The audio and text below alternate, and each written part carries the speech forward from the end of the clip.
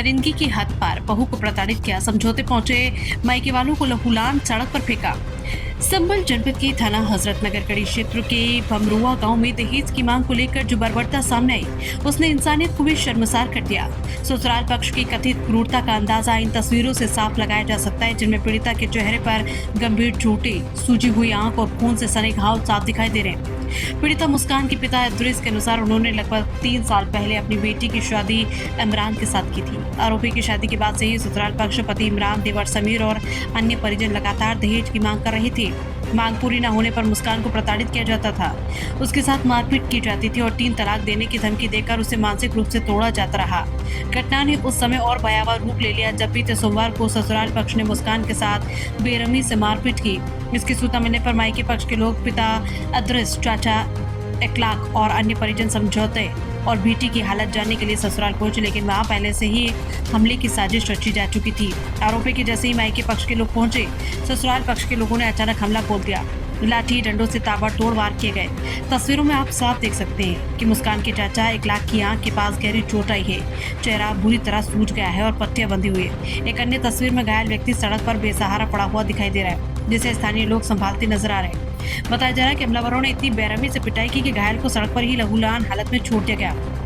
ये न सिर्फ एक आपराधिक कृत्य है, बल्कि कानून और सामाजिक मर्यादाओं की खुली अवहेलना भी है।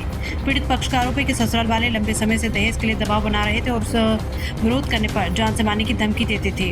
इस घटना के बाद परिवार दहशत में और उन्होंने थाना हजरतनगर गढ़ी में शिकायत देकर आरोपियों के खिलाफ कड़ी कार्रवाई की मांग की। ये घटना एक बार फिर सवाल खड़ा करती है कि आखिर कब तक बेटियों को दहेज के नाम पर प्रताड़ित किया जाता रहेगा और कब तक ऐसे आरोपी खुलेआम कानून को चुनौती देते रहेंगे।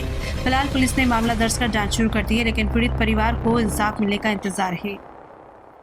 क्या नाम है? इखलाक। कहाँ के रहने वाले? छचेरा। अच्छा, आपके आँख पे चोट लगी है, पूरा क्या प्रकरण है? ये प्रकरण ये है कि हम जगह जा रहे थे मुरादाबाद, तीनों भाई अपनी भांजी के लिए लड़का देखने। तो हमारे पास फ़ोन आता है हमारे दामाद का, भाई साहब के दामाद का, बोले तुम यहाँ आ जाओ। तो भाई साहब बोले क्यों आ जाओ? तो बोले ये से या तो ले जाओ ना तलाक दे दूंगा। जब ये बात सुनी तो हम वहाँ ना जाके हम पीछे भमरुआ पहुँचे, आके उधर से रिटर्न।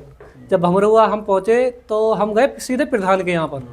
प्रधान जी बोले, प्रधान जी के यहाँ पर जाके हम बैठे, प्रधान जी आए, प्रधान जी से हमने बात बताई। तो फिर प्रधान जी ने उनसे बात करी लड़के वालों से। उन्होंने ये कहा बोले हम आपकी बैठक पे बात नहीं करेंगे, हमारे घर बुला लाओ। तो प्रधान जी बोले भाई चलो। हमने कहा भाई देखो बदतमीज आदमी है, हम वहाँ नहीं जाएंगे, अगर हमें जाना होता तो हम पहले जाते, आपके पास ही नहीं आते।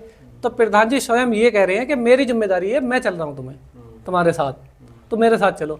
जब हम वहाँ जाके नहीं बैठे लड़के वाले के घर, इतने बदतमीजी उन्होंने स्टार्ट कर दी, हत्तापाई। मारपीट किस किस ने करी है? मारपीट करी है इरफान ने, लड़के के बाप ने, और इमरान ने, और लड़के की माँ ने, और 2 उसकी बहनें। आपने थाने में कोई तहरीर दी? तहरीर दे रखी है, और इरफान ठीक तहरीर दे रखी है। ठीक है। क्या नाम है? मेरा इद्रीस। कहाँ के रहने वाले? छचेरा। अच्छा, कल जो प्रकरण हुआ था क्या मामला था पूरा?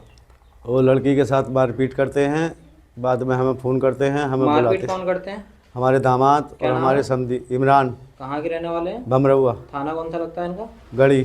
फिर मारपीट की जब फ़ोन आया उसके बाद क्या हुआ? उसके बाद कुछ नहीं, हम पहुँचे कहाँ पे?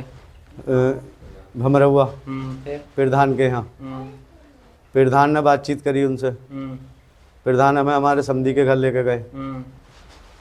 इतने हम जाके न बैठे, इतने उन्होंने हमारे साथ और हमारे भाई के साथ मारपीट करी बहुत बुरी तरीके से।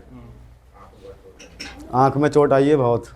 अच्छा, ये लड़की के साथ जो तुम्हारी मारपीट करते हैं क्यों करते हैं, क्या पूरा प्रकरण? ये गाड़ी मांगते हैं और दहेज मांगते हैं, जो कि मैंने सब कुछ दिया है।